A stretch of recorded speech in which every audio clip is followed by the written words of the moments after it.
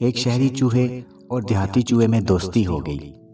دیہاتی چوہے نے اپنے شہری دوست کو گاؤں آنے کی دعوت دی، جسے شہری چوہے نے قبول کر لیا اور گاؤں کی طرف روانہ ہو گیا۔ جب وہ گاؤں کے قریب پہنچا تو اسے وہاں کا حال دیکھ کر بہت مایوسی ہوئی۔ وہاں نہ کشادہ سڑکیں تھیں، نہ پختہ مکان، ہر طرف گھاس پھوس بکھرا ہوا تھا۔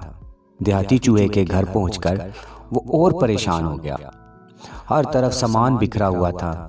دیہاتی چوہے نے اسے آتا ہوا دیکھ کر بڑی گرم جوشی سے اس کا استقبال کیا اور شہری دوست کا گاؤں آنے پر شکریہ ادا کرتے ہوئے کہا کہ آؤ دوست، پہلے کچھ کھا پی لو، پھر گپ شپ کریں گے۔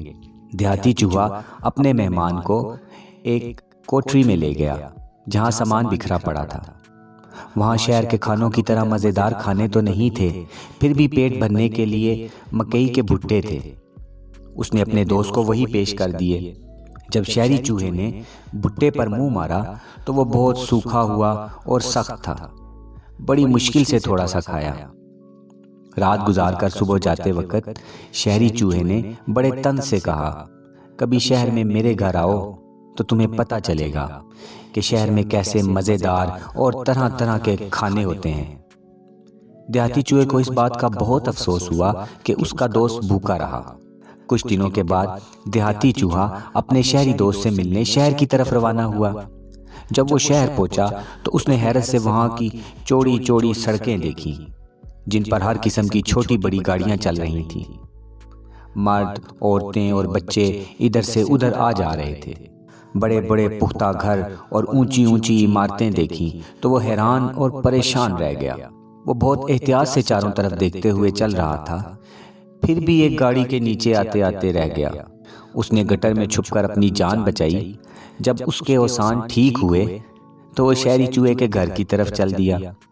جب وہ شہری چوہے کے گھر کے قریب پہنچا تو وہ شہری چوہے کا خوبصورت مکان دیکھ کر دنگ رہ گیا۔ مکان کیا تھا، وہ تو ایک عالی شان محل تھا جسے دیکھ کر دیہاتی چوہا حیران رہ گیا۔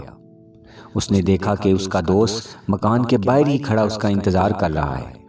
شہری چوہے نے دیہاتی چوہے کو آتے ہوئے دیکھ لیا اور بڑی گرم جوشی سے اس کا استقبال کیا اور کہا کہ آؤ دوست، آؤ، تمہیں آنے میں کچھ دیر ہو گئی، خیر آؤ، ابھی کھانے کا وقت ہے، کھانا کھا کر آرام سے بیٹھ کر باتیں کریں گے۔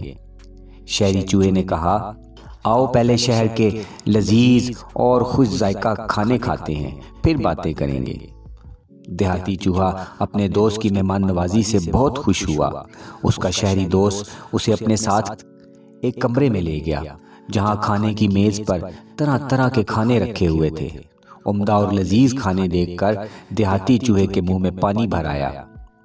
ابھی یہ دونوں مشکل سے کھانے کی میز پر چڑھے ہی تھے کہ ایک طرف سے گھر کی نوکرانی ہاتھ میں بیلن لے کر دوڑتی ہوئی آئی اور چیخ کر کہا، چھوٹے چوہے ٹھہرو، میں تمہیں ابھی مزہ چکھاتی ہوں۔